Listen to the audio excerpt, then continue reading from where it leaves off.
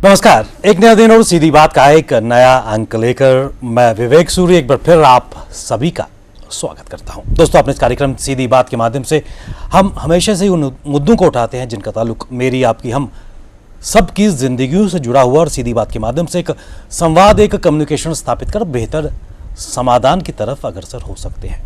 दोस्तों, इसमें कोई दो राय नहीं है कि आज की इस दौड़ भाग बड़ी जीवन में हम बहुत कम समय में बहुत कुछ पाने की लालसा रखते हैं और यही कारण है कि ये कुछ ऐसी चीज़ें हमारे अंदर आ जाती हैं जिसके दुष्परिणाम हम सब पर पड़ते हैं। जी, मैं स्पष्ट तौर पर अगर बात करें तो मेंटल हेल्थ एक बहुत बड़ा चुनौती आज के इस युग में नज़र आ रही है। चाहे बच्चों की बात करें, बड़ों की बात करें, बुज़ुर्गों की अगर बात करें तो कोई भी तबका इससे अछूता नहीं है। और यही कारण है कि 10 तारीख को इस दिन की आवश्यकता पड़ी ताकि पूरे विश्व में वर्ल्ड मेंटल हेल्थ डे मनाया जा सके, एक अवेयरनेस क्रिएट की जा सके खासकर मेंटल हेल्थ इश्यूज़ को लेकर, और कहीं ना कहीं तमाम लोगों को एक मंच पर लाने का प्रयास किया जाए ताकि इस चुनौती का मुकाबला कर सके। कितना चुनौतीपूर्ण ये मुद्दा है और खासकर जम्मू कश्मीर के संदर्भ में अगर बात करें तो किस प्रकार इस इशू को टैकल किया जा सकता है, क्योंकि इस साल का जो थीम है वर्ल्ड मेंटल हेल्थ डे का कि mental health is a universal human right, इसको एक ह्यूमन राइट के तौर पर माना जा रहा है और किस प्रकार इस चक्र से हम बाहर निकल पाएंगे, यही आज की सीधी बात है। उस पर चर्चा करने के लिए हमारे साथ एक बहुत ही विशिष्ट पैनल मौजूद है जिनका परिचय, जिनका तारुफ आप सबसे करा दूं। सबसे पहले मेरे एक्सट्रीम राइट साइड पर डॉक्टर जगदीश थापा जी बैठे हैं। आप farmer head of the department psychiatry disease hospital, government medical college Jammu, और एक तवील एक्सपीरियंस खासकर इस शोबे में और समय समय पर अपना ज्ञान हमारे साथ आप शेयर करते आए हैं। इनके बिल्कुल साथ में बैठी हैं प्रोफेसर मनीषा स्वरूप कोहली, जो यूँ तो प्रिंसिपल हैं गवर्नमेंट डिग्री कॉलेज बनी की, लेकिन एक जाने मानी साइकोलॉजिस्ट भी हैं। काफ़ी समय से इस शोबे पर कार्य करती आ रही हैं। अपने विचार, अपना मंथन आप इस विषय पर रखेंगे। मेरे एक्सट्रीम लेफ्ट साइड पर सर्वप्रथम नीतू धर जी बैठी हैं। आप soft skill and behaviour expert हैं और समय समय पर खासकर युवाओं के साथ और डिफरेंट स्ट्रीम्स के साथ आप काम करती आई हैं मेंटल हेल्थ इशू पे, एंग्जाइटी पे और डिप्रेशन पे। और इनके बिल्कुल साथ बैठी हैं डॉक्टर मालवी गुप्ता जी, जो एक योग एक्सपर्ट है और किस प्रकार योगा के माध्यम से हम मेंटल वेलनेस की अगर बात करें उस तरफ जा सकते हैं। आप सभी का हमारे इस कार्यक्रम में स्वागत। थापा साहब, शुरुआत में आपसे करना चाहूँगा, इस दिन के उपलक्ष्य की अगर बात करें तो कितनी बड़ी चुनौती खासकर मेंटल हेल्थ को लेकर आ रही है? देखिए, आपने जैसे बोला वर्ल्ड मेंटल हेल्थ डे जो है 10 अक्टूबर को मनाया जाता है और ये वीक ही मनाया जाता है आजकल, और थीम यूनिवर्सल ह्यूमन राइट इस बार रखा गया है।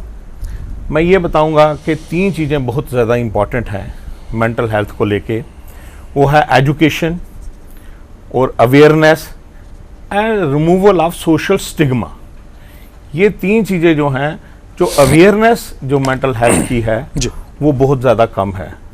आपको ये मैं बता देता हूँ कि 1992 में फर्स्ट टाइम इस दिन को शुरू किया गया था, मतलब लेट हुआ शुरू बाकी चीज़ों से, तो क्योंकि अवेयरनेस जो है मेंटल हेल्थ डिजीज़ के बारे में कम है।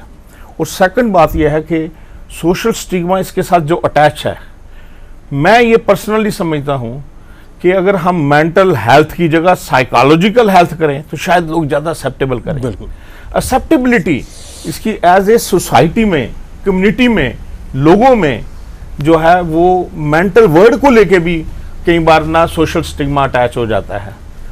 मैं आपको ये बताऊंगा कि 1975 में हमारे गवर्नमेंट ने जो हमारे मेंटल हॉस्पिटल पहले नाम थे, जैसे government mental hospital Jammu, government mental hospital Srinagar, उनके नाम चेंज किए थे 1975 में।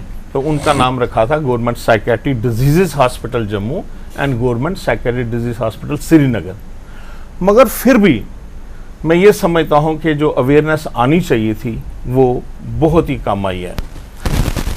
आपको अगर मैं बताऊं कि 10% ओवरऑल इंडियन पॉपुलेशन को major psychiatric and minor psychiatric illnesses हैं। इसका मीनिंग क्या हुआ कि 140 अगर हमारी पॉपुलेशन है करोड़, तो 14 करोड़ लोग जो हैं वो उनको साइकेट्रिक इलनेसेस हैं, इनके मेंटल इलनेसेस हैं, जिसमें से 1 करोड़ जो हैं वो सीवियरली डिसेबल्ड हैं। जो आप लोग सड़कों पे देखते हो, जो लोग रिजेक्टेड हैं by the family, by the society, और उनकी केयर नहीं हो रही, तो कितना ज़्यादा बर्डन है। तो इसलिए सबसे ज़्यादा जो ज़रूरी चीज़ है उसमें अवेयरनेस की ज़रूरत है। मैं आपको एक उदाहरण के तौर पर वैसे एक लाइट मूड में बात सुनाऊंगा कि मैं जब साइकेट्री हॉस्पिटल में लगा और मेरा एक नॉन मेडिकल फ्रेंड है, उससे मैं पूछा कि आप आजकल कहाँ हो, मैंने कहा मैं साइकेट्री में लगा हूँ। कहता अच्छा साइकेट्री लग गए हो, मतलब लोगों को साइकेट्री का इतना भी अभी अवेयरनेस नहीं है। इन दिनों में हुई है, क्योंकि हम बात कर रहे हैं, आपका बड़ा रोल है कि आप इसको अवेयरनेस लोगों में आती है, मीडिया के थ्रू डिस्कशंस हों, कॉन्फ्रेंसेस हों, वर्कशॉप हों, तो उससे लोगों में अवेयरनेस होती है कि ये डिजीज़ है, इसका हल होना चाहिए और इसका इलाज भी होना चाहिए। तो एक और मैं आपको डाटा देता हूँ कि 70 to 86% डायग्नोज साइकेट्रिक इलनेसेस हैं इंडिया में, मगर ये अनट्रीटेड हैं। तो ट्रीटमेंट सिर्फ जो है 14% हो रही है, 14। तो आप हिसाब लगा लीजिए कि कितनी अवेयरनेस है और कौन ट्रीट कर रहे हैं इन लोगों को और कैसे ट्रीटमेंट है। फैमिली को अवेयरनेस नहीं है, कम्युनिटी हेल्थ सर्विसेज नहीं है, गवर्नमेंट इतना ज़्यादा नहीं है इसमें ध्यान दे रही है। 1987 में मेंटल हेल्थ एक्ट बना था और उसको इम्प्लीमेंट नहीं हो पाया इतना जितना होना चाहिए था। अब क्या हुआ है कि 7 अप्रैल 2017 में मेंटल हेल्थ केयर एक्ट बना है। उसमें बड़ा प्रोविजन है, दिया गया है कि इनका कैसे ध्यान रखा जाए और उसके लिए मतलब रिहैबिलिटेशन सेंटर बनाए जाएं, इनके साथ डिस्क्रिमिनेशन बंद हो। जो क्योर्ड पेशेंट हैं वो हॉस्पिटल में ही रहना चाहते हैं, घर नहीं जाते हैं। अगर जब तक वो क्योर्ड पेशेंट है, उनको हस्बैंड भी, अगर फीमेल है तो हस्बैंड वो एक्सेप्ट नहीं करता है, डाइवोर्स दे देते हैं, वो प्रोविजन कहता है तो डाइवोर्स हो जाता है। तो कौन एक्सेप्ट करेगा इन पेशेंट? तभी तो हम देखते हैं कि ना फैमिली वाले रिजेक्ट कर देते हैं, अगर फीमेल है उनमें ज़्यादा प्रॉब्लम आ रही है, क्योंकि वो कहाँ जाएगी, हस्बैंड जो है डाइवोर्स दे देगा, फैमिली जो है वो रिजेक्ट कर देगी, अर्निंग है नहीं, तो वो क्या करते हैं, वो कहते हैं हमें हॉस्पिटल में ही रखो। ये भी डाटा आया है कि नेशनल मेंटल हेल्थ एक्ट जो है, ये सर्वे एक हुआ है, उसमें ये देखा गया कि फीमेल पेशेंट्स में ज़्यादा प्रॉब्लम है। जैसे टॉयलेटरी उनको नहीं मिल रही है, इनर गारमेंट्स उनको नहीं मिल रहे हैं, उनके हाइजीन का ध्यान नहीं रख रहा है, और उनको सोशल और फैमिली एक्सेप्टेबिलिटी बहुत ज़्यादा कम हो गई है।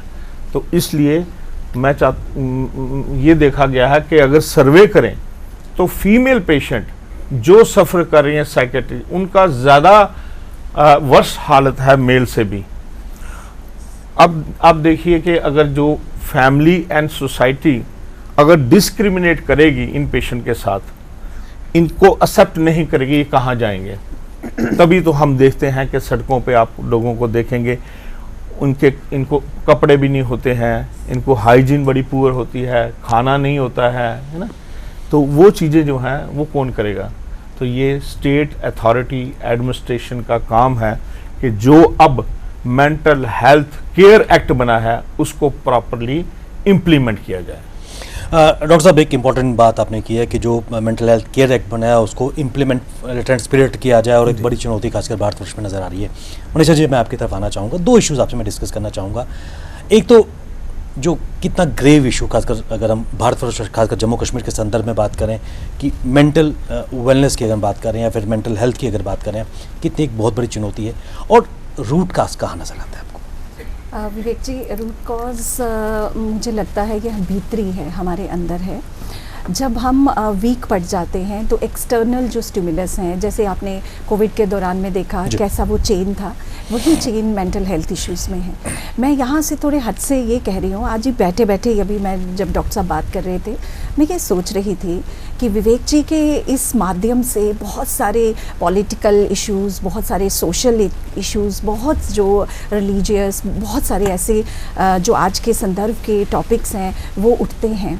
तो मुझे लग रहा था कहीं ना कहीं आज का टॉपिक अगर ना हो तो क्या हम इस काबिल बनेंगे कि हम उन प्रॉब्लम्स को एड्रेस कर सकें। ये बस अभी जस्ट मैं यही सोच रही थी कि कितना इम्पॉर्टेंट है मेंटल हेल्थ डे, कितना इम्पॉर्टेंट है, क्योंकि जैसे डॉक्टर साहब ने थीम की बात की तो 94 के आगे शायद सर ये थीम्स देना शुरू किया है। उससे पहले 92 से 94 तक थीमलेस था, बट था कि अवेयरनेस है।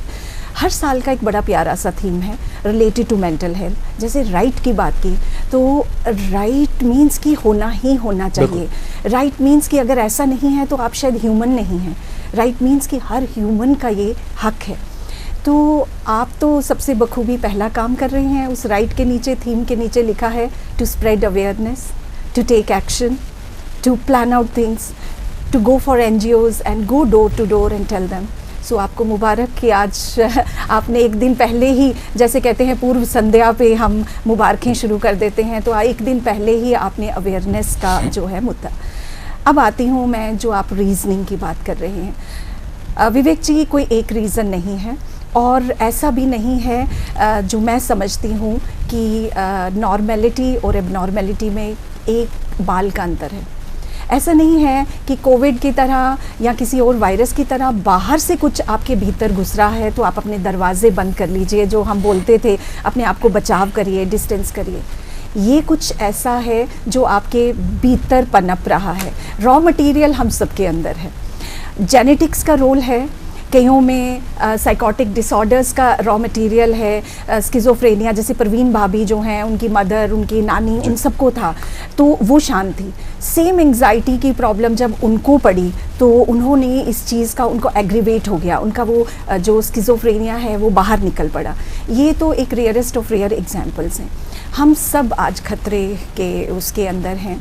सब जो हैं वो नॉर्मेलिटी की कैटेगरी में नहीं आ रहे विवेक जी, क्योंकि एग्रेशन, एजिटेशन दिखाना भी एक किस्म की एबनॉर्मेलिटी है, अगर सर ये चीज़ ये मानेंगे।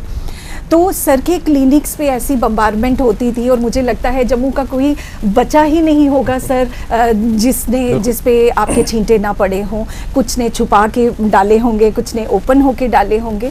सो मुझे ये लगता है प्रिवेंटिव चलना बहुत ज़रूरी है। रूट कॉज है क्योंकि हम सेल्फ को भूल गए हैं। रूट कॉज है कि हम देखिए Vivek ji, if you are not happening my way, still there is a chance for me. If I am not happening my way, there is no chance left for me.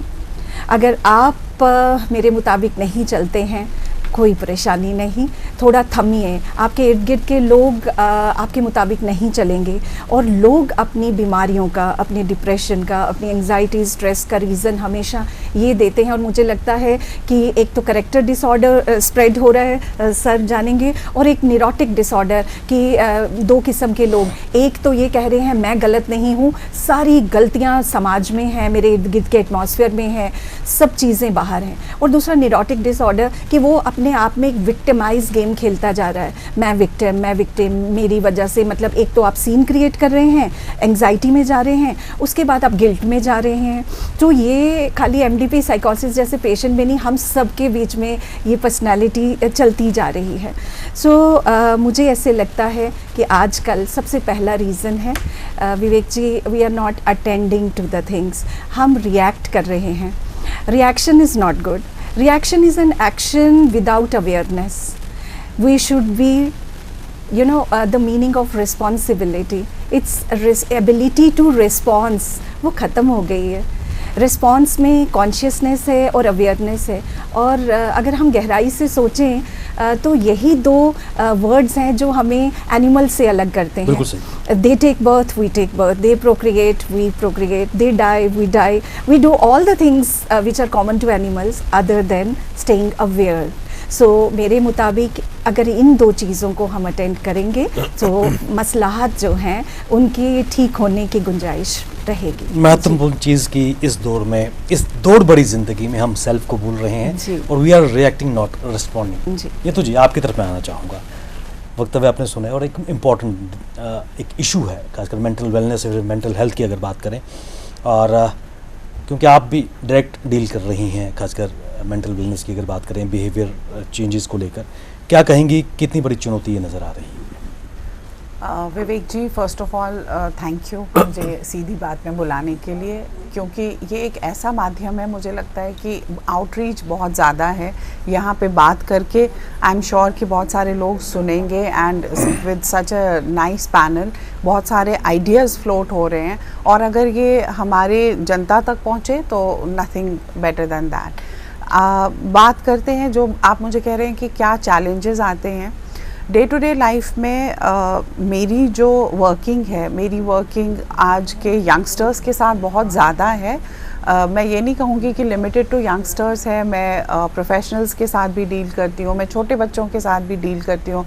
तो जितना मैंने देखा है, the problem here lies with, जैसे sir ने कहा, हम problem को आइडेंटिफाई करके उसको एक्सेप्ट ही नहीं करना चाहते। हम आइडेंटिफाई कर लेते हैं लेकिन एक्सेप्टेंस नहीं है हमारे अंदर। अगर एक माँ बाप को, एक फैमिली में किसी एक बच्चे को इशू है, माँ बाप को पता लगता है या फैमिली को पता लगता है, rather then accepting it and speaking about it, हम उसको कवर करना चाहते हैं। हम बच्चों को ये बोलते हैं कि नहीं नहीं, तुम्हें आजकल ये सोशल मीडिया से देख रहे हो, बस तुम्हें यही लग रहा है, ऐसा कुछ होता नहीं है। हमारे ज़माने में तो ऐसा कुछ होता नहीं था। मेंटल हेल्थ पे कौन बात करता था? This is what ma'am said, हम रिएक्ट कर देते हैं without informing ourselves, without getting educated कि हमारे बच्चे के साथ क्या इशू है, हम उसको डील ही नहीं करना चाहते। So the problem starts with acceptance. We don't accept कि बच्चे का कुछ इशू है, हम इस बात को एक्सेप्ट करना ही नहीं चाहते कि मेंटल हेल्थ भी कोई चीज़ है ना। I will give you a simple example. अगर किसी को, बच्चे को समझे पेट में दर्द है, उसको कोई सिर में दर्द है, उसका हाथ टूट गया, हमारा पहला रिएक्शन क्या होता है? चलो डॉक्टर के पास ले जाते हैं। This is our first reaction. But जब बच्चा कहता है मैं लो फील कर रहा हूँ, मुझे कुछ लग रहा है कि मेरा ना इंटरेस्ट जनरेट नहीं हो रहा है, हम कहते हैं चल घूम फिर के आ जा, खुद ठीक हो जाएगा। वी नेवर से चल तेरे को डॉक्टर के पास लेके जाते हैं, we will talk about it. The doctor is a professional, वो आपको सही गाइड करेगा। आपकी कोई मेंटल हेल्थ की इशू हो सकती है। जब हमने इस चीज़ को, इट्स अ सीड, इस सीड को हमने बंद कर दिया, नीचे कर दिया, now we have given it the apt conditions to grow. अब हमने इसको पानी भी दिया, अब तो ये ग्रो करेगा। अगर हमने उसी सीड को कुछ अच्छी कंडीशंस नहीं दी होती, हम डायरेक्ट डॉक्टर के पास गए, उन्होंने इस चीज़ को एड्रेस किया, तो इस सीड को कोई कंडीशन मिली ही नहीं ग्रो करने के लिए। लेकिन नहीं, हम क्या करते हैं, because of this not being aware, not being educated about mental health, हम जस्ट इसको मतलब प्रॉपर नीचे कर देते हैं। सेकेंड स्टेज में ये कहूँगी कि कुछ फैमिलीज़ होते हैं थोड़े से ब्रॉड माइंडेड होते हैं, या आप कहें अवेयर होते हैं, and then they take this step. ठीक है, वो डॉक्टर के पास लेके जाते हैं, काउंसलिंग कराते हैं, साइकेट्रिस्ट जो होते हैं हमारे, उनको अच्छे से गाइड भी करते हैं। लेकिन अल्टीमेटली मेरे को लगता है कि होता ये है that even the family is not educated enough to support later on, कि ट्रीटमेंट चल रहा है, लेकिन एक जो फैमिली सपोर्ट है, उस सपोर्ट के लिए मुझे लगता है फैमिली की काउंसलिंग भी बहुत ज़रूरी है। फैमिली को किस तरीके से उस पेशेंट को जो मेंटली इल है, उनको कैसे सपोर्ट करना है, फैमिली नहीं जानती। तो अगेन बात ना विवेक जी वापस किस पे आती है? अवेयरनेस पे। Awareness education, awareness education acceptance. मुझे लगता है मैंने जब भी बात की है मेंटल हेल्थ पे, मेरा जोर इसी पे है कि please accept mental health as one of the, जैसे आज लकीली ह्यूमन राइट पे बात हो रही है, and it has been accepted as a basic human right. जैसे हम right to education, right to health, right to vote, right to speak your mind, speak your thoughts, इसी तरीके से mental health is your basic right. So why not talk about it? Why to hide it? क्यों, किस लिए? अगर आप बाकी बीमारियों को अच्छी तरीके से एक्सेप्ट करते हैं, उसके बारे में परेशान होते हैं, तो क्यों मेंटल हेल्थ को आप एक डिफरेंट, आप तो मेंटल हेल्थ को ही एक डिफरेंट ट्रीटमेंट दे रहे हैं। अगर आपके माइंड में मेंटल हेल्थ को लेके एक डिफरेंट ट्रीटमेंट है, तो ऑब्वियसली मेंटल पेशेंट को तो आप डिग्निफाइड तरीके से देखते ही नहीं हैं।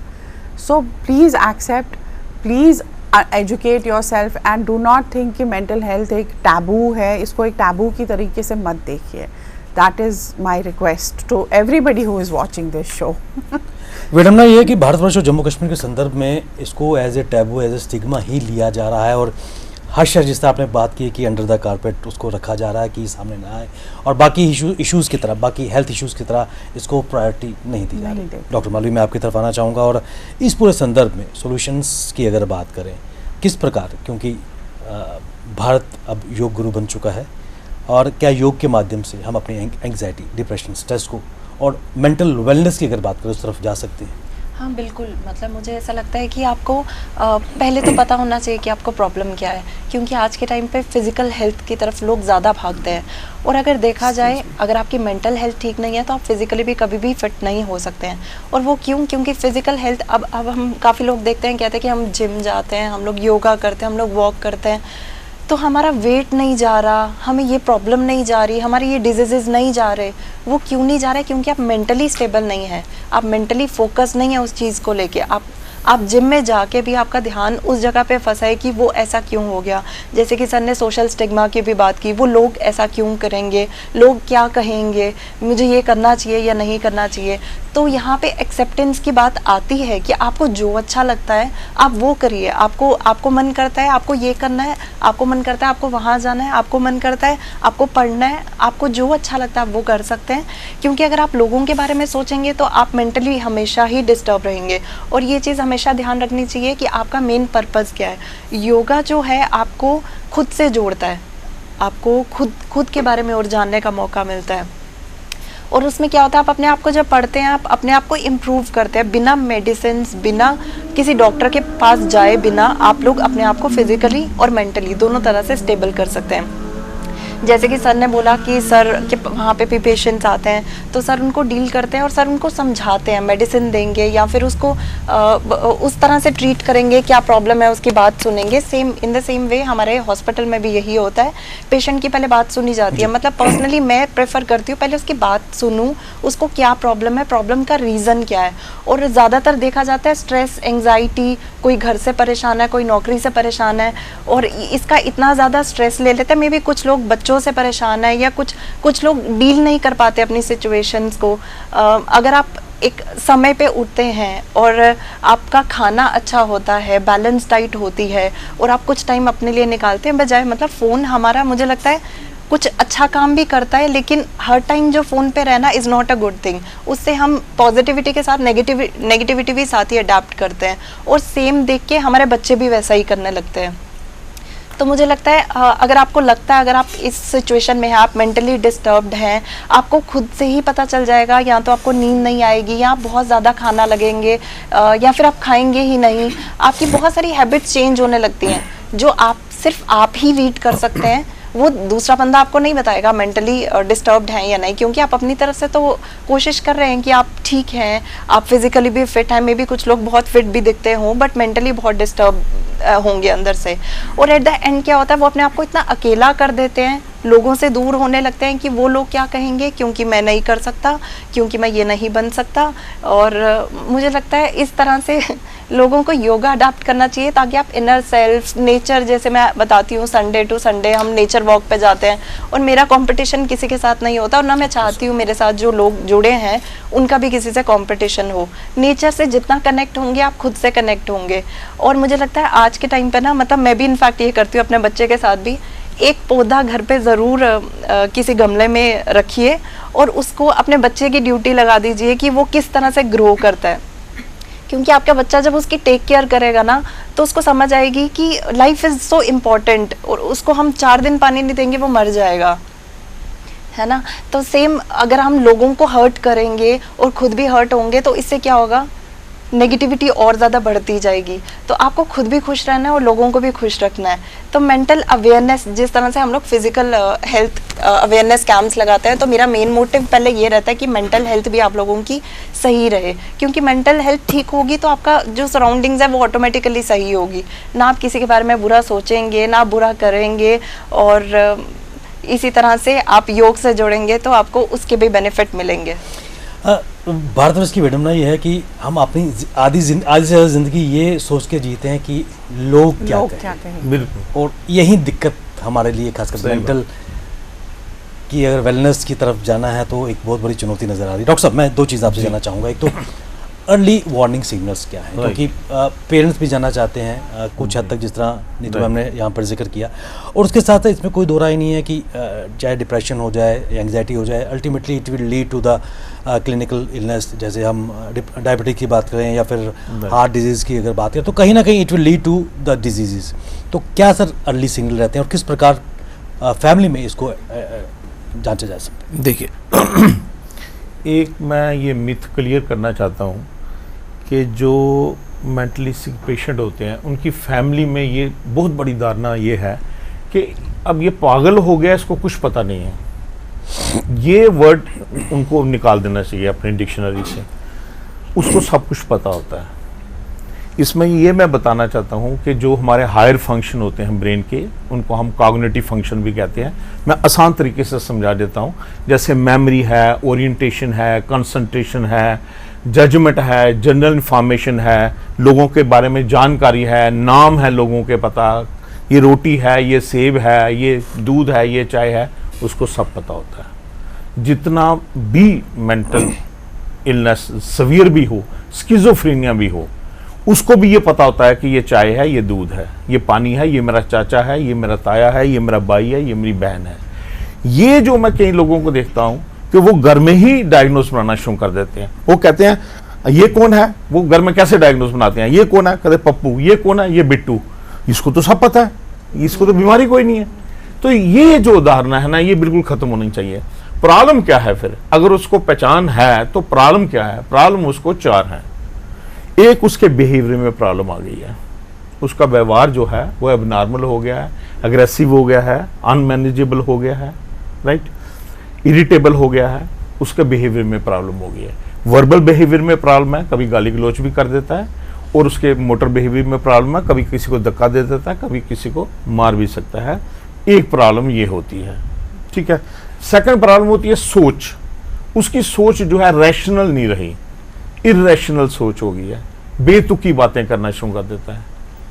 पहचान उसको पूरी है मगर बेतुकी बातें शुरू करता है। उसको कई बार शक बनना शुरू हो जाते हैं कि इसने मेरे खिलाफ कोई बात की है। वो उसको हम सस्पिशियसनेस कहते हैं, और अगर अपनी लैंग्वेज में कहें हम साइकेट्रिस्ट, पैरानॉइड डिल्यूजन्स बन जाते हैं उनको।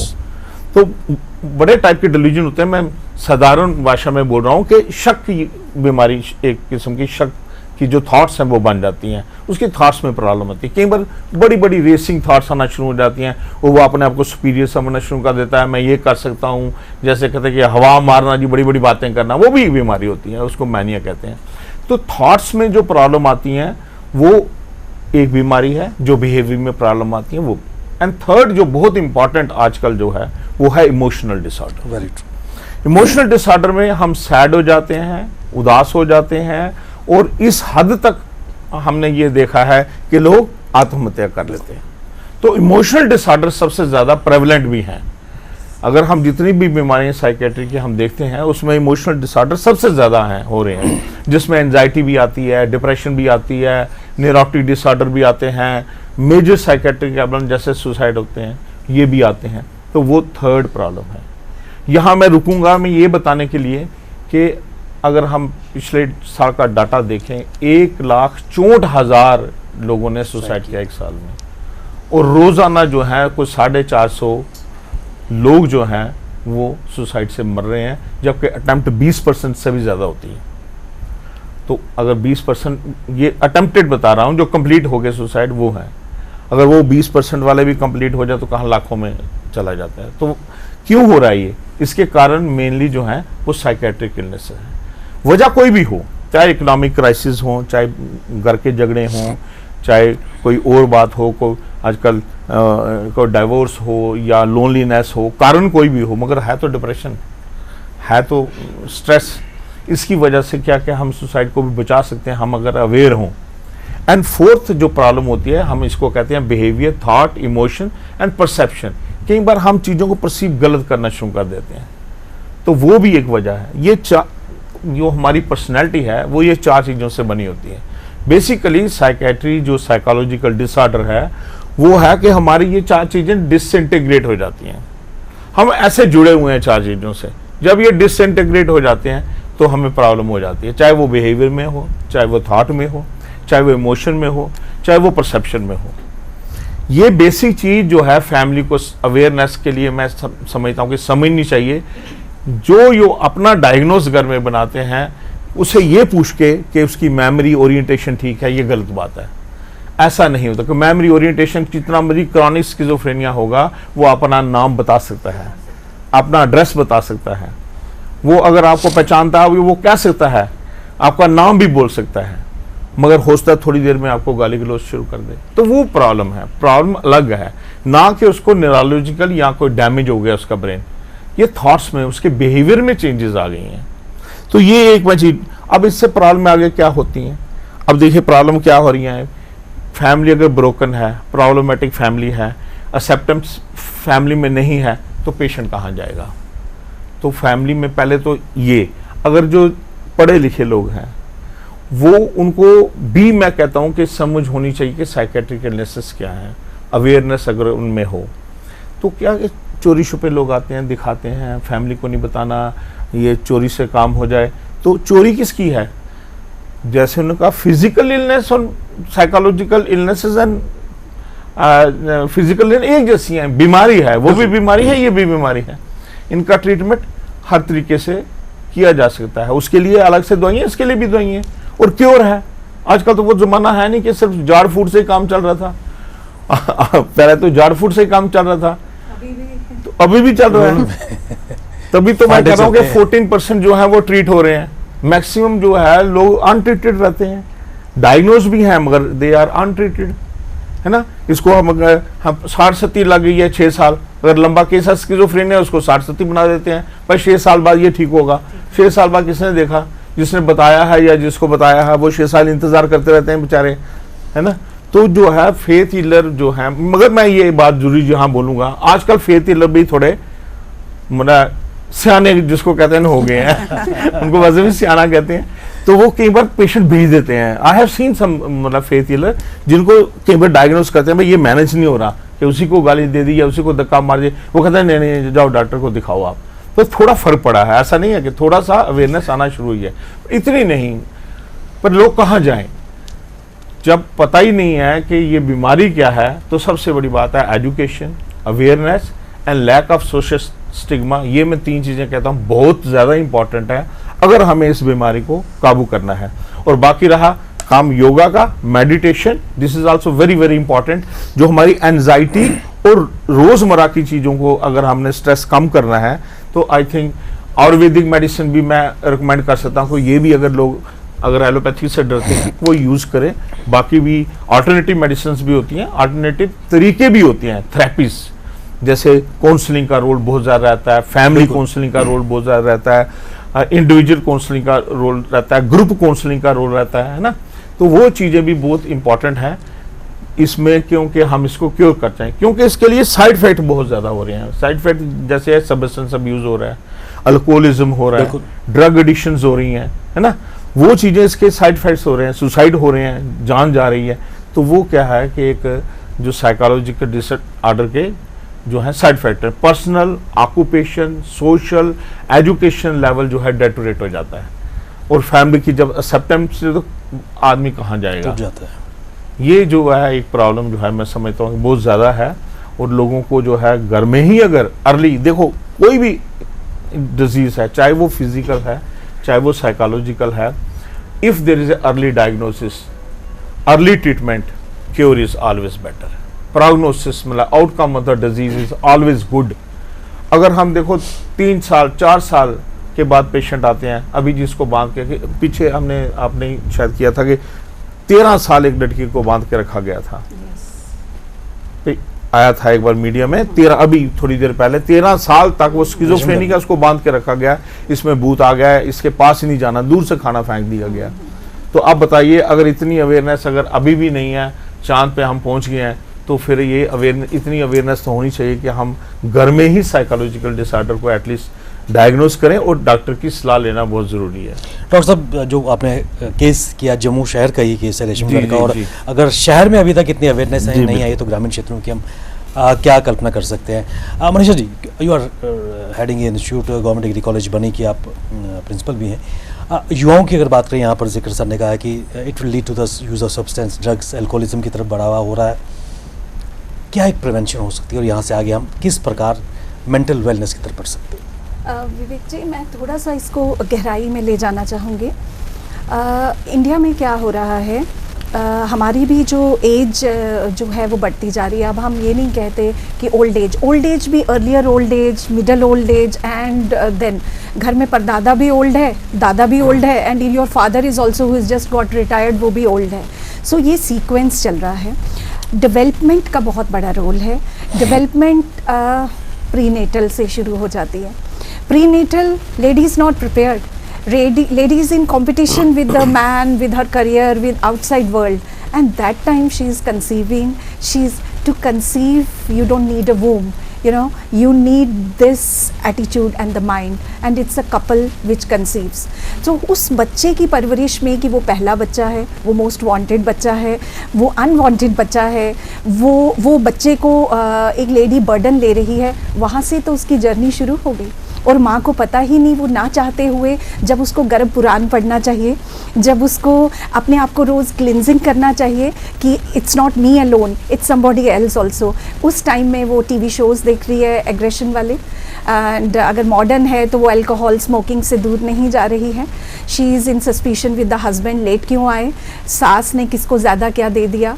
ये सब नेगेटिविटी के बीज, जैसे मैडम आपने वो बीज बोया था, उसी टाइम मेरे इस दिमाग में ये वाला बीज हो गया कि वो बीज हम बोते हैं। 9 महीने एक जान आपके अंदर है और आप अपने आप को रिस्ट्रेन नहीं कर रहे हैं with negativity, with your this thing, you don't have time, और आपने 70% उसकी पर्सनालिटी जो है डिटॉर्ट कर दी वहाँ पे। उसके बाद वो पैदा हुआ तो आपके झगड़े शुरू हो गए। आप सोचते हो ये तो बच्चा ही है, न्यूनेट है, चाइल्ड है, लेकिन आपको शायद पता नहीं सेंसेस डेवलप हो चुकी हैं। रॉन्ग परसीव हो रहा है बिकॉज हाफ नॉलेज है, जैसे वो अभिमन्यु का कि चक्रव्यूह में। सो आप फीटस से अब एक इन्फेंट, एक न्यूनेट हैं, अब बच्चे हैं। मैं हमेशा पूछती हूँ कि क्या आपको याद है कि 1 घंटे के जब आप पैदा हुए थे तो आपको याद है क्या, तो सब कहते हैं नहीं। बट इन 5 सेंसेस के आगे से जो चीज़ गुजर जाती है, फॉरगेटफुलनेस क्या है, वो हमारे रिप्रेशन में, हमारे अनकॉन्शियस में चली जाती है और वो दब गई। एक पाप हो गया प्रीनेटल डेवलपमेंट में, दूसरा पाप हो गया जब आप बच्चे को जस्ट एक बोरी समझ के उसके सामने झगड़ रहे हैं कि इसको क्या पता, and shouting of the parents जो है वो उस बच्चे का जो है, जो बचा खुचा 30% था, वो भी उसका डिस्टॉर्ट कर रहे हैं, बट वो हेल्पलेस है। प्रॉब्लम सर ने भी देखेंगे, सर ने भी बहुत रेफरेंस दिए। एडोलेसेंट बच्चे को सर पेरेंट्स क्लिनिक में पहले सर के पास ले गए, सर ने अपना ट्रीटमेंट किया, उसके बाद हमारे पास रेफ़र कर दिया कि भाई तुमको देखो। एक सर का ही भेजा हुआ केस, एक सरदार जी क्यूट से 9 साल के बच्चे और उनके पेरेंट्स आते हैं मेरे पास में लेके, और बच्चा बड़ा शांत बैठा है। पहले मदर बोलती है कि जी ये करता है 1 2 3 4 10 15, एंड उसके बाद फादर शुरू करता है कि ये करता है। बच्चे ने रिजेंटमेंट नहीं दिखाई ही, वो शांत था। तो मैं थोड़ा शक कर रही थी कि डॉक्टर साहब ने क्यों भेजा इसको, ये तो ठीक है। थोड़ी देर के बाद एक बच्चे पे इल्ज़ाम लगाते लगाते माँ बाप ने इतना झगड़ा शुरू कर दिया मेरे सामने कि वो आपस में लड़ना, ये करता है, ये कर दिया।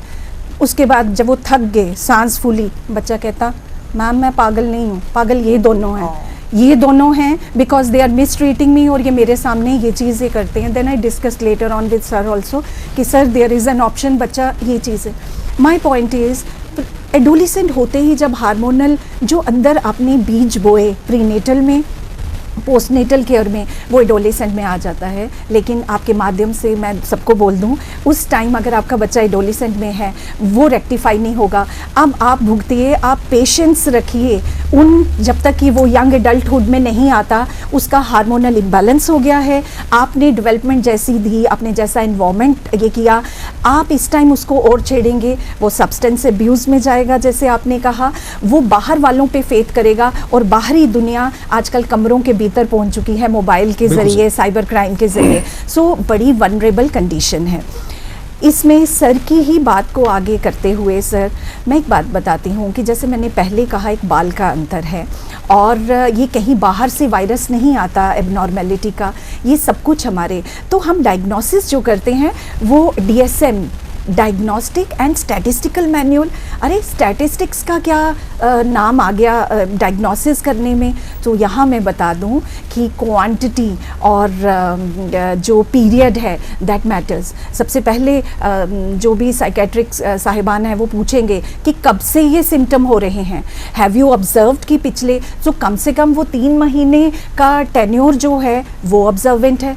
दूसरा, कितनी फ्रीक्वेंसी के साथ ये हरकतें हो रही हैं। और DSM, अगर आप पुराने DSM को देखें तो विवेक जी चंद बीमारियां थी कि और पागल होता था, यहाँ ये पागल है, यहाँ ये नॉर्मल है। आजकल पागलपन की वैरायटीज़ बन गई हैं जी, कौन से किस्म का पागल है, MTP साइकोसिस है, OCD है, आप साइकोटिक, उनको तो छोड़िए, वो तो चंद उस कैटेगरी में है। न्यूरोटिक, एजिटेशन, इम्पल्स में तिहाड़ जेल की एक दफ़ा सर्वे किया विवेक जी, 90% मर्डर्स जो हैं वो नॉन प्रोफेशनल्स ने गुस्से में किए थे। हाथ में जो आया बीवी पे मार दिया, हाथ पे जो आया बाप का कत्ल कर दिया, because again they were unaware. Awareness वो वाली एजुकेशन वाली अवेयरनेस नहीं है, अवेयरनेस उस राइट वाली अवेयरनेस है जो हम तितली उड़ते हुए देखते थे। वो सिर्फ बचपन में ही तितली क्यों दिखती थी, क्या अभी तितलियाँ नहीं उड़ती जी? तितलियाँ तो उड़ रही हैं लेकिन हम अवेयर नहीं हैं, हम मोबाइल के अंदर घुस के सड़कों पे चल रहे हैं एक घर में। तो इसमें एक और चीज़ जो है डायग्नोस्टिक, और इसमें आपने ध्यान रखना है कि वो जो वो एक्ट कर रहा है अनयूजुअल एक्ट, जैसे सर ने कहा, और सर हमेशा ये बात कहते हैं कि डिप्रेशन को नॉन सीरियसली मत लीजिए। अगर कोई आपको अचानक की, सरी की लैंग्वेज है 20 साल पुरानी जो I listened and I have in grab state, कि अगर कोई अचानक मरने की बात कर रहा है टेक इट सीरियसली। अगर किसी का खाने से रुझान ख़त्म हो गया है, अगर कोई अकेला रहना शुरू हो गया है, सो इन चीज़ों को नोट करना। प्लस और मज़े की बात, आजकल सेल्फी डिसऑर्डर भी बना है। अगर आपने 3 सेल्फीज़ दिन में ले लिए तो नॉर्मल, अगर 5-6 के ऊपर चला गया तो even this is considered abnormality. तो DSM जो है वो बीमारियां जैसे बढ़ती जा रही हैं, डायग्नोसिस कैटेगरीज भी बढ़ती जा रही हैं। और इसमें एक चीज़ का ध्यान हमें रखना है, साइकेट्री में कोई भी बीमारी हो 90% सिम्टम सेम है। गाली गलौज सारे सिम्टम्स में होता है, एजिटेशन है, सस्पिशन सब में होता है। सिर्फ डायग्नोसिस करते टाइम उन चंद दो जो OCD को MDP साइकोसिस से अलग करेंगे, और उन 2 को आपको देख के राइट डायग्नोसिस करना है वहाँ पे। सेकेंड, जो साइकोटिक पेशेंट की फैमिली सुन रही हैं अभी, या जो बिहेवियरल डिसऑर्डर या सब्सटेंस डिसऑर्डर, ये चुनौती भरी सिचुएशन है। केयर गिवर थक जाता है, केयर गिवर की काउंसलिंग करिए। केयर गिवर को फॉर ग्रांटेड ले रहे हैं, विक्टिम सिर्फ वो है, और केयर गिवर जो है मोस्टली अगर वो लेडी है, क्योंकि जैसे सर ने कहा लेडीज़ के केयर गिवर बहुत कम मिलेंगे, she will be living with in her own self. But अगर घर का कोई मेल, बेटा, भाई, हस्बैंड कोई है, तो लेडी की शामत आ जाएगी, क्योंकि वो अपनी ज़िंदगी अब सीज़ कर देगी जीना। एक पेशेंट था, मैडम उनकी वाइफ जो थी उनकी 2 बजे डिलीवरी थी, एंड मॉर्निंग में लास्ट वो लेके आई है मेरे पास में for counselling session, and she said ma'am I will B busy, and she drove down the car. She said आप इनको देख लीजिए, क्योंकि फिर मैं शायद 1 महीने तक उठने के काबिल नहीं बनूंगी। सो केयर गिवर्स की वॉइस देना, क्योंकि वो बात नहीं कर सकते, उनकी काउंसलिंग्स करना बहुत ज़रूरी है। दूसरी एक छोटी सी बात कि we are all born with energies, और एनर्जी की अलॉटमेंट जो है ना, वो बॉडी के लिए अलग किस्म की एनर्जी की अलॉटमेंट हुई है हमारे अंदर, इमोशंस के साथ डील करने की अलग किस्म की एनर्जी है, और इसी तरीके से माइंड जो है, so mind has to be joyful, क्योंकि माइंड गॉड ने आपको यूज़ करने के लिए दिया है। बट गहराई से थोड़ा थम के सोचें, our minds have become misery manufacturing machines. Again, if I am against, my mind is working against me. I'm not relaxing. You did not smile at me. Maybe you're not happy today. But automatically my mind will say, oh, she hates me or she's jealous of me. That's why. So, आपकी मददगार बनने के बदले आपके पास 2 चंद minute जाने के बाद आप सैड क्यों हैं पूछने के बाद मैं वो नहीं सोच रही हूँ, मैं आपकी मिजरी अपने साथ लेके आगे जा रही हूँ और ऐसे हम लोग घर जा रहे हैं, इन्हीं चीज़ों में हम सो रहे हैं. So I will say cleaning, you know, diarrhoea अगर होता है सबसे पहले यू सीज ईटिंग फूड, और ये जो ये मेंटल डायरिया करके बैठे हैं term, over thoughts, over block, हम रुक ही नहीं रहे हैं. और आप फिर जिम जाइए, जिम में हार्ट अटैक्स भी हो रहे हैं, यंग हार्ट अटैक्स हो रहे हैं. That's what I have to say. Please live in present today only. Past चला गया, फ्यूचर ने आना है. Present, you know, present self enjoy करना सीखेंगे. विवेक जी, कितनी अच्छी चीज़ें हैं. चॉकलेट टॉफ़ीज़ खानी है एंजॉयमेंट की, हैप्पीनेस की, you know. And last thing कि let's not talk about depression.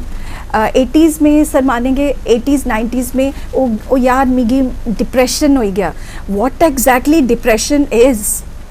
मैं सर की एक OPD में बैठी हुई थी एक दफ़ा.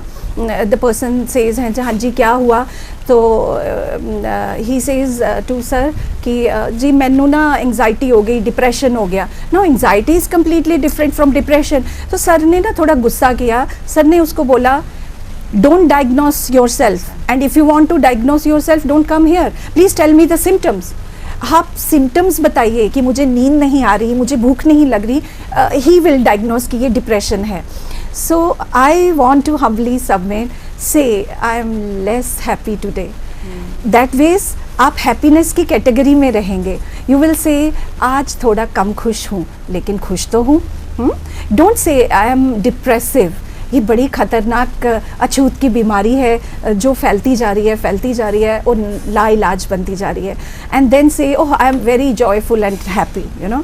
सो अगर हैप्पीनेस की कैटेगरी में देखें तो एक सर्वे ने वर्ल्ड का हैप्पीएस्ट इंसान वो किया जो एक एथलीट था बीच के ऊपर, जो वाटर गेम्स खिलवा रहा था, रादर देन एक करोड़पति और एक. सो हैप्पीनेस भी स्टे नहीं करती. आज मुझे प्रमोशन मिला, I will be happy only for 1 week और 2 वीक्स. उसके बाद आई विल एक्सेप्ट, तो क्या हुआ, आई डिज़र्व दिस, तो क्या हुआ, अब मैं और बड़ी चीज़ में. सो हैप्पीनेस, अगर happiness related to money, related to things होती, सर वर्ल्ड के करोड़पति, IT स्पेशलिस्ट, बड़े डॉक्टर्स सुसाइड नहीं करते. अगर हैप्पीनेस मनी में तोली जाती है तो आप इसको गहराई से सोचिए. Let's not die 1000 deaths a day. Let's live till that last journey comes, and we are here for a short time, and we are mortal cells, not immortal. Thank you. बहुत खूबसूरत शब्दों में आपने कई चीज़ें यहाँ पे वर्णन किया है. नहीं तो मैं आपकी तरफ आना चाहूँगा. काउंसलिंग की अगर बात करें, क्योंकि आप डिफरेंट सेगमेंट ऑफ सोसाइटी से आपकी इंटरेक्शन होती रही, किस प्रकार उन सिम्टम्स को आप देखती हैं, और जो आपकी बिहेवियर, आपकी ट्रेनिंग रहती हैं बच्चों के साथ, डिफरेंट क्रॉस सेक्शन के साथ, तो किस प्रकार उनमें एक पॉजिटिव एस्पेक्ट लाने का प्रयास करती हैं? बहुत ही अच्छा क्वेश्चन पूछा आपने विवेक जी.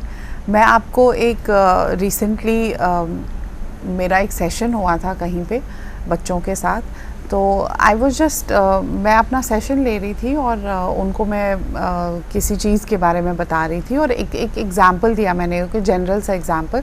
मैंने कहा देखो कई बार ऐसा होता है कि बच्चा कुछ एक्सपीरियंस लेके घर आता है और से फॉर एग्ज़ाम्पल बोलता है, मम्मा आज ना मेरी इस सो एंड सो के साथ लड़ाई हुई और फिर ये ऐसा हुआ, फिर मैम ने मुझे डांटा और ये सब हुआ.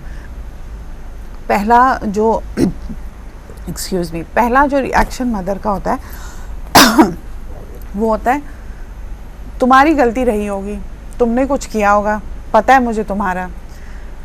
सेकेंड टाइम बच्चा वो चीज़ लेके आता ही नहीं है, उसने क्या एक्सपीरियंस किया, उसने क्या प्रॉब्लम किया. मैं ये एग्जाम्पल बच्चों को दे रही थी एंड यू वोंट बिलीव सारे बच्चों के मुंह पे स्माइल थी, विच मेंट कि उन सब ने ये चीज़ एक्सपीरियंस की है. एट वन पॉइंट और अनदर फैमिली ने ही उन पे ट्रस्ट नहीं किया.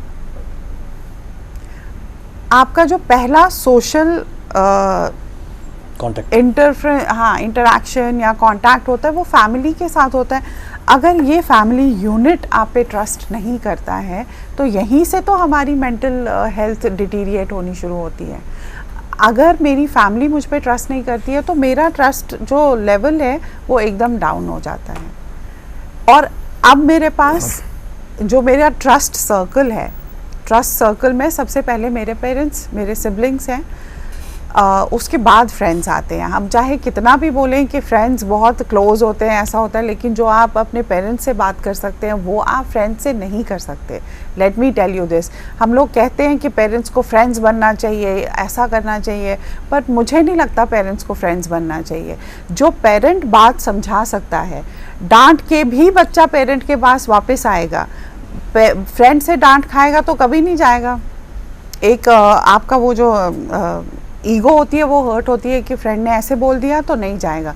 लेकिन जो एक पेरेंट का काम है समझाना, सिखाना, एक डायरेक्शन देना, वो सिर्फ और सिर्फ एक पेरेंट ही कर सकता है।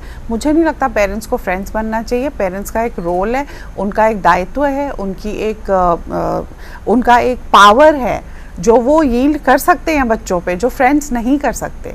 फ्रेंड्स का हमें चलो बात करने के लिए अच्छा है दैट आप कई बार जो शरारतें करते हैं वो आप अपने फ्रेंड्स के साथ शेयर कर सकते हैं, लेकिन जब आप एक प्रॉब्लम में आते हैं आपको सबसे पहले लगता है कि नहीं, I should go to my parents. और पेरेंट्स को वो चीज़, वो जगह देनी बहुत ज़रूरी है जहाँ पे बच्चा पेरेंट पे ट्रस्ट करता है कि मैं ये चीज़ बोलूँ तो इस चीज़ को एड्रेस होगा, वापस ये चीज़ मेरे ऊपर नहीं आएगी कि तुमने कुछ किया है इसलिए ऐसा हुआ। तो वो एक एटमॉस्फेयर देना, एक्सेप्टेंस देना, वो एक रूम बच्चे को देना जहाँ पे वो आके बात कर सके खुल के अपने पेरेंट्स के साथ, वो बहुत ज़रूरी है।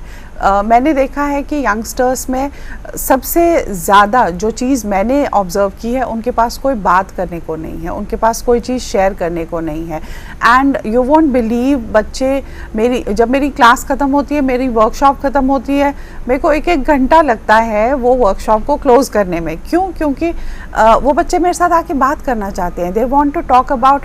और आप सोचोगे कि बहुत बड़ी प्रॉब्लम होती है, नहीं, प्रॉब्लम्स इतनी छोटी छोटी होती हैं, बट उनके पास कोई बात करने को नहीं है।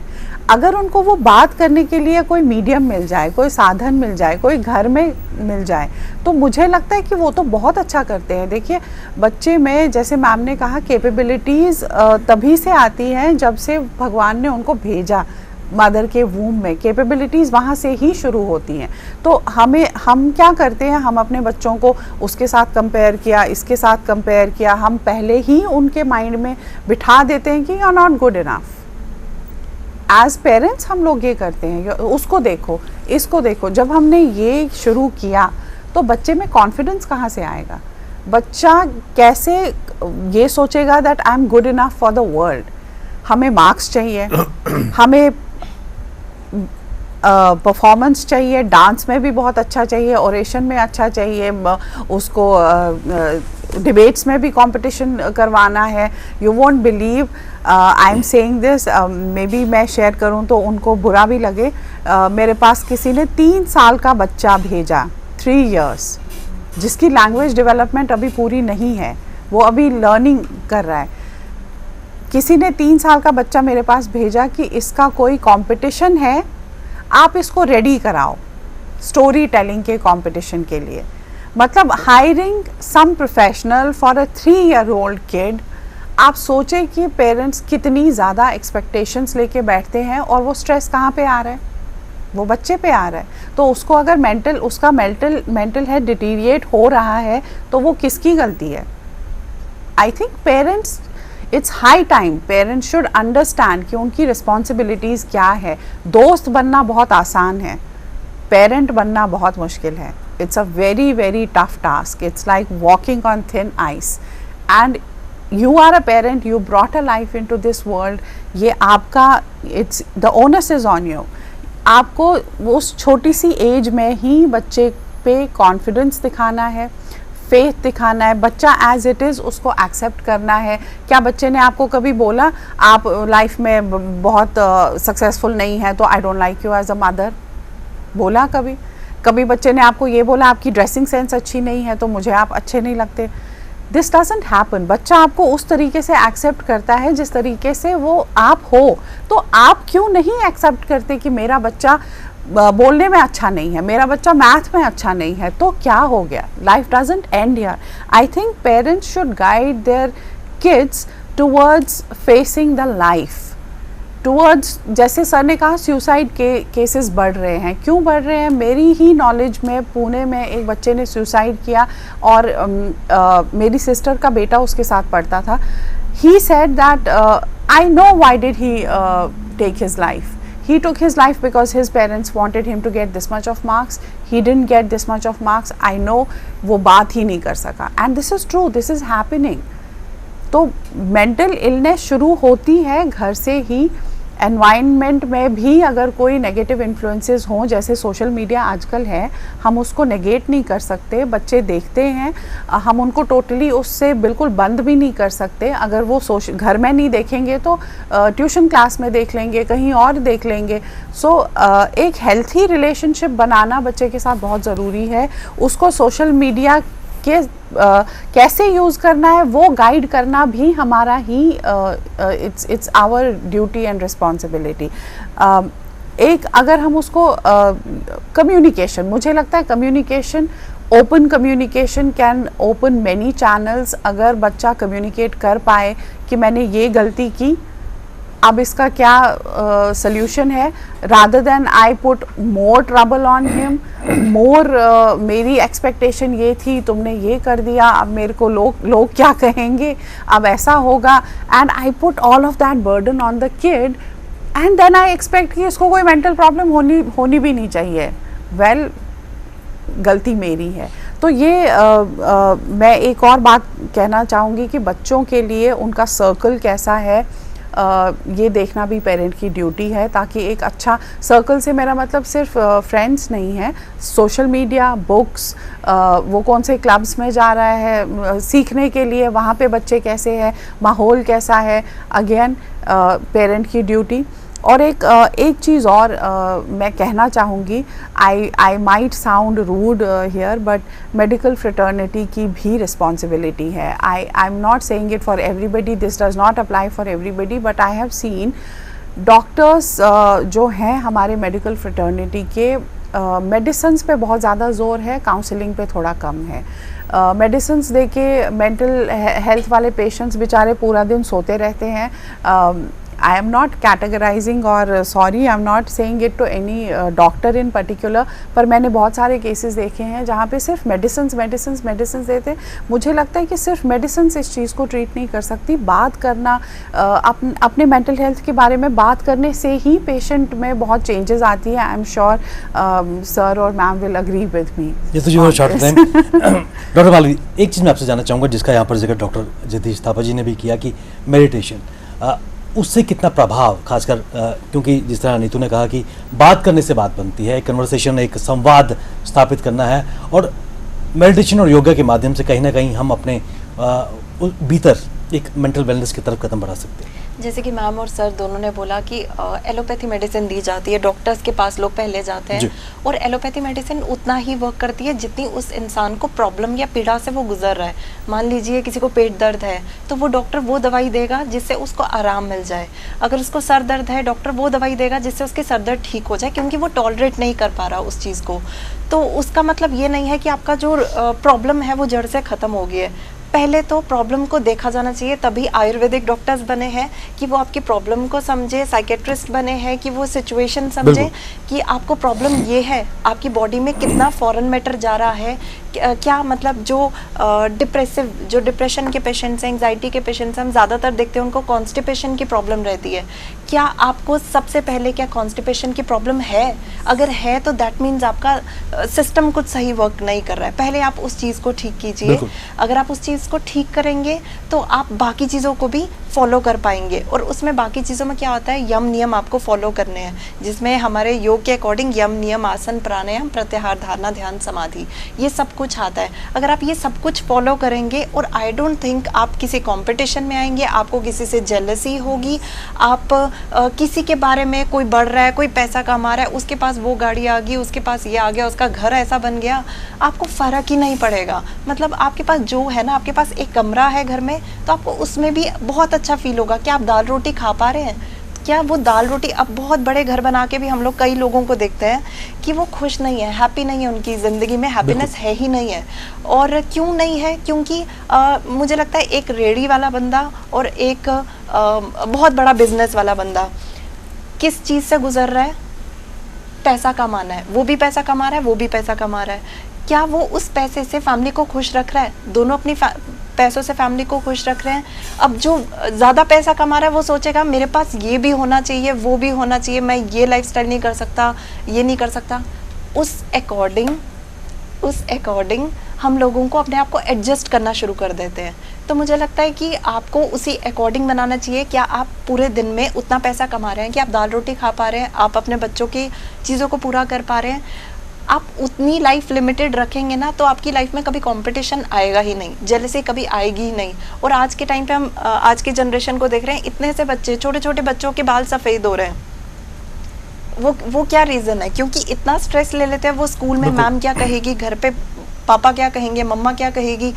पहले तो आप ये देखिए, आपके बच्चे को बेसिक नॉलेज है, अगर उतनी नॉलेज है तो वो सफिशिएंट। आप मार्क्स के पीछे मत भागिए, क्योंकि इससे आपका बच्चा परेशान होके एट द एंड सुसाइड ही करेगा कि उसके नंबर आ गए, मुझे घर से बाहर पड़ेगी, मुझे ट्यूशन में बेइज्जती महसूस होगी। तो मुझे लगता है उस चीज़ में मेडिटेशन आपको बहुत काम करता है। आपको मन करता है आप अपने बच्चों को, हम क्या होता है, छुट्टियाँ होती हैं, हम लोग प्रेफर करते हैं आउट ऑफ इंडिया ले जाते हैं, या फिर हम पिकनिक के लिए गोवा, मुंबई, पुणे कहीं भी ले जाते हैं। तो मुझे लगता है एक टाइम पे आपको ऐसा भी रखना चाहिए, बच्चों को उठा के किसी अच्छी धार्मिक जगह पे लेके जाइए, नेचर वॉक पे लेके जाइए, ताकि बच्चा खुद से सेल्फ अपने आप को पढ़ सके, अपने आप को महसूस कर सके, दुनिया को देख सके। आपका पर्पस क्या है इस लाइफ में आने का? ये थोड़ी ना है कि पैसे कमा लिए और मतलब सब आए हैं, मुझे लगता है सबको जाना भी है, तो पैसे कोई साथ लेके जाता नहीं है। तो बच्चे को ये छोटी छोटी चीज़ सिखाई होगी और वो बड़ा होने तक मुझे लगता है उसको काफ़ी समझ आ जाएगी और वो किसी कॉम्पिटिशन में नहीं जाएगा। ले जाना वहाँ चाहिए जहाँ मोबाइल टावर ना हो। जी डॉक्टर साहब, बिल्कुल अंत में ब्रीफली मैं आपसे जानना चाहूँगा सर, ट्रीटमेंट पार्ट की अगर बात करें और जिसका जिक्र यहाँ पर जी ने किया, सर क्लोजिंग रिमार्क्स। देखिए, ट्रीटमेंट पार्ट की तरफ जाने से पहले मैं कहता हूँ कि इसकी रेमेडीज़ क्या हैं। एक एडमिनिस्ट्रेटिव रेमेडी थोड़ी सी बता दूँ कि एक तो जो डिसेबल हैं ये लोग, इनकी पेंशन लगनी चाहिए। तो पेंशन डिसेबिलिटी में होनी चाहिए। जो केयर गिवर हैं, बहुत परेशान हैं, है ना, तो उनकी भी पेंशन लगनी चाहिए और उनको कम्युनिटी जो है हेल्थ केयर की सपोर्ट मिलनी चाहिए। एक ये, और कई जो केसेस होते हैं मैं देखा, इनको लीगल एड्स मिलनी चाहिए। ये जो मेंटल हेल्थ केयर एक्ट है उसमें भी है, ये प्रोविजन है, थीम भी ह्यूमन राइट है। हाँ जी जी जी। और उनको ये और रिहेबिलिटेशन सेंटर बनने चाहिए। जो लोग होमलेस हैं वो एटलीस्ट जाके वहाँ रह सकें, उनकी केयर हो। ये 3-4 चीज़ें जो हैं इंपॉर्टेंट है, ये होनी चाहिए। अब ट्रीटमेंट पार्ट पे आता हूँ। मैडम ने बिल्कुल ठीक कहा कि कई बार सडेशन देते हैं, मगर साइकियाट्रिस्ट नहीं देते हैं सडेशन। और हर जो स्ट्रेस है उसकी दवाई भी नहीं देनी चाहिए। कोई भी इंसान दुनिया में ऐसा नहीं है जिसने डिप्रेशन का मज़ा नहीं चखा हो। किसी के पैसे गुम गए, किसी की गाड़ी बंद हो गई, किसी को डांट पड़ गई, किसी का ब्रेकअप हो गया है, कोई भी छोटी छोटी बातों से हम डिप्रेस हो जाते हैं। उसके लिए मेडिसिन नहीं चाहिए होती है, उसके लिए काउंसलिंग का रोल रहता है। बट जहाँ डिजीज है उसके लिए मेडिसिन देनी है। और आजकल मेडिसिन सडेशन वाली नहीं है, ये आपके लिए है और लोगों के लिए है। उनको डराना नहीं है कि इससे सोया जाता है, ये मत डराओ। 33 एंटी डिप्रेसेंट अवेलेबल है आज मार्केट में, जिनसे सडेशन नहीं होती है, वो मॉर्निंग में देते हैं हम। हाँ, जिनको नींद नहीं आती है वो रात के लिए उनको सडेशन है। एंटी डिप्रेशन लेके वो काम कर सकते हैं, वो सडेशन में नहीं जाते हैं, ये मैं गारंटी देता हूँ, ठीक है। बट हाँ, अगर जो जनरल फिजिशियन है या कोई और डॉक्टर है जो अपना, देखो कोई हार्ट का स्पेशलिस्ट है, मैं तो हार्ट का स्पेशलिस्ट, मैं नहीं काम करूँगा ना वो। और कोई आर्थोपेडिशियन है, मैं थोड़ी टांग ठीक कर सकता हूँ, नहीं करूँगा। तो वो अपना अपना एरिया है। पहली चीज है लोगों को रिकॉग्नाइज करना है कि अगर मुझे आंख की प्रॉब्लम है तो मैं कान वाले डॉक्टर के पास जा रहा हूँ कि आंख वाले के पास जा रहा हूँ। Very true. He has to identify. तो वो अगर आंख की प्रॉब्लम लेके ईएनटी के पास चला जाएगा तो मेडिसिन ठीक मिलेगी? नहीं मिलेगी। तो इसलिए ये मैं चाहता हूँ कि अगर साइकियाट्रिस्ट है वो ऐसी दवाइयाँ नहीं देगा जिससे आपको नींद आएगी। ये लोगों में धारणा नहीं जानी चाहिए। आजकल नींद नहीं आती है, ऐसी मेडिसिन है जिनसे नींद नहीं आती है। हाँ, ये मैं पहले भी कहता हूँ, हमेशा कहता हूँ, काउंसलिंग का बहुत बड़ा रोल है। अगर 60% या 50% मेडिसिन हेल्प करेंगी और 50% काउंसलिंग करेगी। ये और बहुत पेशेंट ऐसे हैं जो मैं काउंसलिंग के लिए भेजता हूँ। तो ये मैं चाहता हूँ कि दोनों ट्रीटमेंट जो है काउंसलिंग भी हो और मेडिकल भी हो। इसमें कोई राय नहीं है कि मेंटल हेल्थ एक बहुत बड़ी चुनौती है और जिस तरह हमारे सभी पैनलिस्ट का मानना है कि कहीं ना कहीं अपने भीतर आत्मचिंतन करने की आवश्यकता है, क्योंकि आज हम अपने आप को भूल गए हैं कई चीज़ों को लालसा में। इस दौड़ भाग बड़ी ज़िंदगी में कहीं ना कहीं हम इसको एज एक डिजीज़ एक्सेप्ट नहीं कर रहे। ज़रूरत इस बात की है कि अपने परिवार में इसकी अवेयरनेस की जा सके और कहीं ना कहीं इस टैबू को हटा के, इस स्टिग्मा को हटाकर एक अवेयरनेस क्रिएट की जाए ताकि एक आम बीमारी की तरह इसको भी ट्रीट किया जा सके। और जिस तरह डॉक्टर साहब, हमारे पैनलिस्ट का मानना है कि एक समाधान निश्चित तौर पर है, लेकिन सबसे पहले हमें इसको एक्सेप्ट करना होगा और एक सपोर्ट अपनी फैमिली में देना होगा, तब जाकर इस बीमारी से लड़ने की क्षमता लोगों में आएगी और एक सामान्य ज़िंदगी सभी लोग व्यतीत कर पाएंगे। डॉक्टर जगीर साहब जी, प्रोफेसर मनीषा जी, नीतू जी और डॉक्टर मालवी जी, आप इस विषय पर चर्चा के लिए अपना कीमती समय हम सबको दिया। आप सबका बहुत बहुत धन्यवाद। सीधी बात में आज बस इतना ही। इजाज़त दीजिए, नमस्कार। टेक वन अब आपके व्हाट्सएप पर। व्हाट्सएप करिए हाय 9728253663 पर।